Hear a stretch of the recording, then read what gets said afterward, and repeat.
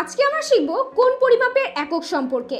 এতদিন আমরা শিখেছি কোণ মূলত কত ধরনের হয়ে থাকে, জ্যামিতিক এবং ত্রিকোণমিতিক কোণ। আর আজকে আমরা শিখব এই ত্রিকোণমিতিক কোণের পরিমাপের একক সম্পর্কে। ত্রিকোণমিতিক কোণের এই কোণ পরিমাপের একক মূলত তিনটি পদ্ধতিতে বের করা হয়ে থাকে। একটি হচ্ছে ষাটমূলক পদ্ধতি বা ডিগ্রি সিস্টেম, অপরটি হচ্ছে বৃত্ত পদ্ধতি বা রেডিয়ান সিস্টেম, এবং লাস্ট ওয়ান হচ্ছে শতমূলক পদ্ধতি বা গ্রেড সিস্টেম। তোমাদের নবম দশম শ্রেণীর বইতে মূলত এই দুই ধরনের পদ্ধতি নিয়ে আলোচনা করা হয়েছে, তাই আমি মূলত তোমাদেরকে এই দুই পদ্ধতি সম্পর্কে ধারণা দিব। তাহলে আসো আমরা জেনে নিই এই ষাটমূলক পদ্ধতি কি। আমি ত্রিকোণমিতির শুরুতেই তোমাদের বলেছিলাম যে ত্রিকোণমিতিতে আমাদের মেইন যে বেসিক যে কনসেপ্টটি সেটি হচ্ছে আমার 90 ডিগ্রি অথবা এক সমকোণকে ঘিরে। অর্থাৎ ষাটমূলক পদ্ধতিতে আমি যাই বের করি না কেন সেটি আমার এই 90 ডিগ্রি অথবা এক সমকোণকে ঘিরেই হবে। এবার আসো আমরা জেনে নিই এই ষাটমূলক পদ্ধতি কাকে বলে। যে পদ্ধতিতে এক সমকোণকে 90টি ভাগে ভাগ করলে প্রত্যেকটি যে ভাগ পাবো আমি সেই ভাগকে আমার 1 ডিগ্রি হিসেবে কাউন্ট করা হয়। এটি হচ্ছে আমার ডিগ্রি সিস্টেম, অর্থাৎ এক সমকোণ সমান সমান হচ্ছে আমার 90 ডিগ্রি।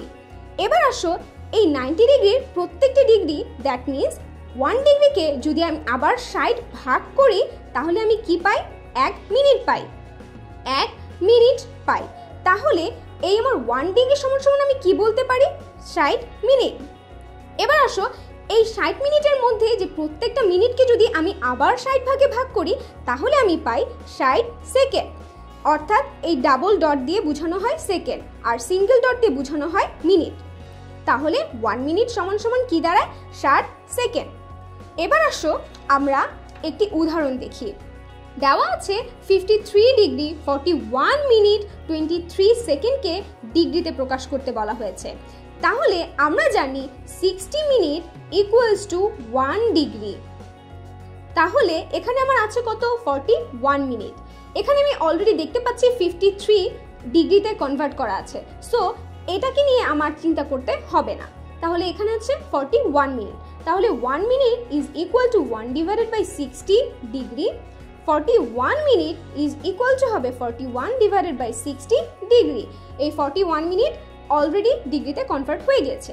এবার আসো আমার এই 23 সেকেন্ডকে কনভার্ট করতে হবে।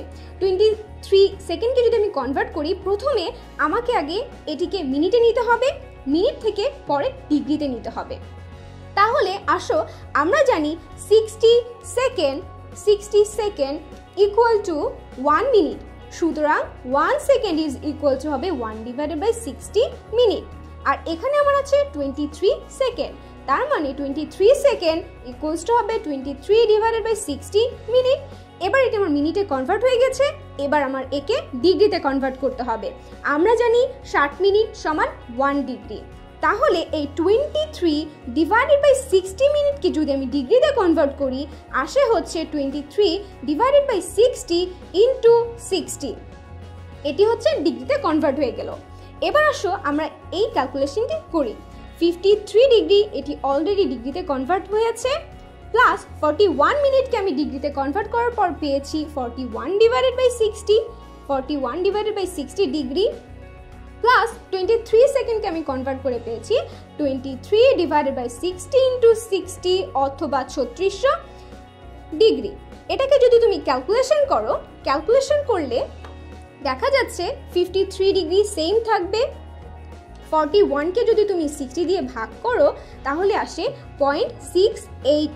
এখানে আমি 2 ঘর পর্যন্ত নিলাম দশমিকের পরে, এটা কোনো ব্যাপার না। এবার আসো 23 ডিভাইডেড বাই 60 ইন্টু 60 অর্থাৎ 0.06। এটা কোনো ব্যাপার না, যেহেতু 6 আছে 2টা শূন্যর পর, তাই এটা আমি নিলাম। এবার আসো আমি যোগ করি 53 degree plus 0.68 degree plus 0.006 degree equal to 53.686 degree. So এভাবে আমরা কোনো একটি মান অঙ্ক দেওয়া থাকলে তাকে যদি ডিগ্রিতে প্রকাশ করতে বলে তাহলে আমরা তাকে প্রকাশ করতে পারি। সেকেন্ড থেকে মিনিটে, মিনিট থেকে ডিগ্রিতে, অ্যাট লাস্ট ডিগ্রিতে আমি কনভার্ট করলাম।